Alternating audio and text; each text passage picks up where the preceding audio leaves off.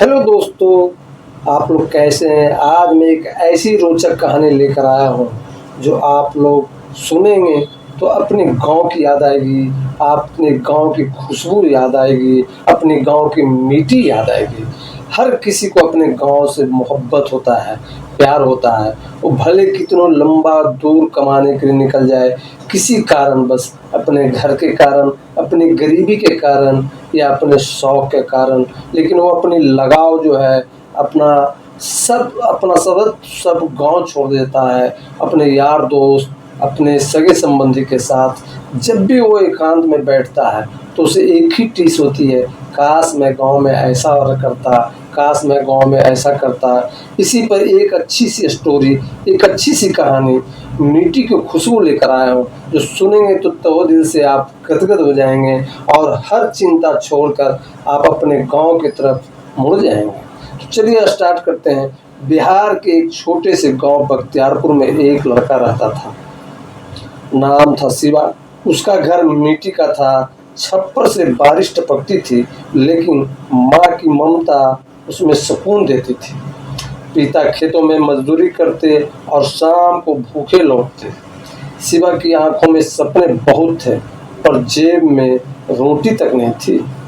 School की fees नहीं थी तो वो दूसरे बच्चों को किताबें चुपचाप देखकर सीखता। उसके गुरुजी कहते, शिवा तेरे जैसा होशियार मैंने कभी नहीं देखा। तुम्हारे पास कोई साधन नहीं है, फिर भी तुम पढ़ने की कोशिश करते हो। शिवा मुस्कुराता, लेकिन कभी कुछ कहता नहीं। उसके पेट में 3 दिन से कुछ खाया नहीं था। वो भूखा था, लेकिन वो मन महसूस कर अपने को बर्दाश्त करता था। एक दिन पिता बीमार हो गए और गुजर गए।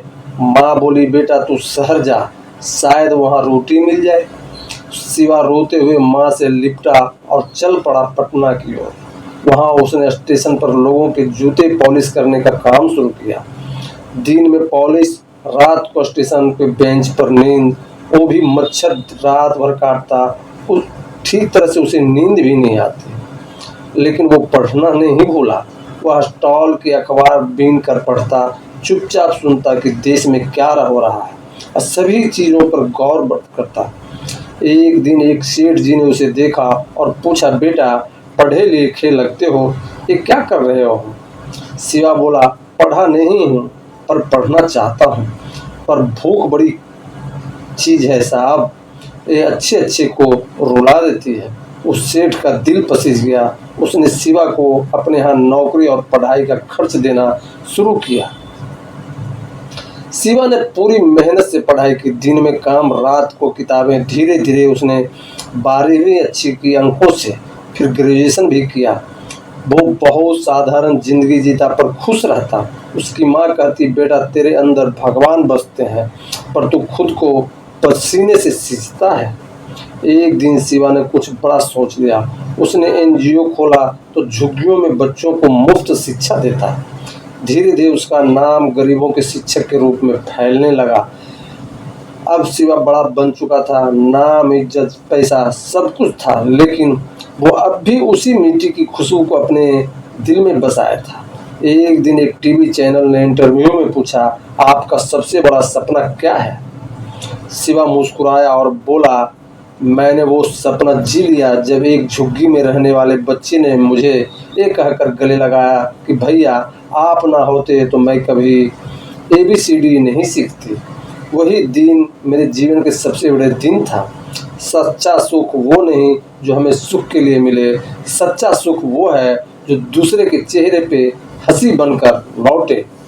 कुछ समय बाद माँ बहुत बीमार पड़ी। शिवा भागता हुआ गांव पहुंचा। माँ की सांसें थमने लगी।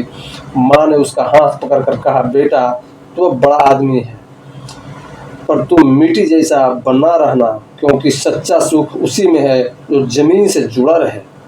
माँ की ये बातें शिवा के जीवन की अंतिम सीख थी। माँ के जाने के बाद उसने गांव में एक स्कूल और अस्पताल बनवाया, पूरी तरह से मुफ्त। उसका एनजीओ अब हजारों बच्चों को पढ़ा रहा था। बरसों बाद शिवा ने सब कुछ छोड़ दिया, नाम, एनजीओ, सोशल मीडिया, और पहाड़ों में एक छोटा सा आश्रम बनाकर बच्चों को पढ़ाना शुरू कर दिया। लोग अब उसे संत शिवा कहते। वो कहता, जब मैंने भूख में रोटी देखी तो भूख लगा, जब माँ की गोद में सिर रखा तो सुख मिला, पर जब किसी भूखे बच्चे को खिलाया तो उसने बिना बोले गले लगाया, तब समझ आया यही है सच्चा सुख। सच्चा सुख दौलत में नहीं, दूसरों की भलाई में है।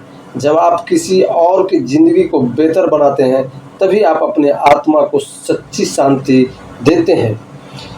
दूसरों को जब तक आप सुख नहीं देंगे, आप खुद अपने सुख को महसूस नहीं करेंगे। जब तक आप निर्दोष निर्धन कोई ऐसे आदमी कोई ऐसे चीज को आप सेवा नहीं करते, तब तक सुख आपको आपसे कोसों दूर रहता है।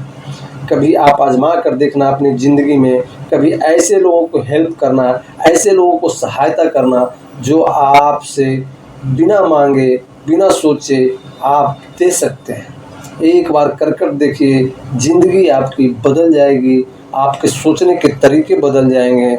हो सकता है आपकी नेचर, आपकी सोच सभी में एकदम एक तरफा से बदलाव आ जाएगा। तो चलिए इस कहानी की ही लास्ट करते हैं, फिर मिलते हैं इससे भी अच्छे रोचक एक और कहानी लेकर आते हैं। इसे आप लाइक ना करना भूलें, सब्सक्राइब करना ना भूलें। चलिए, जय हिंद।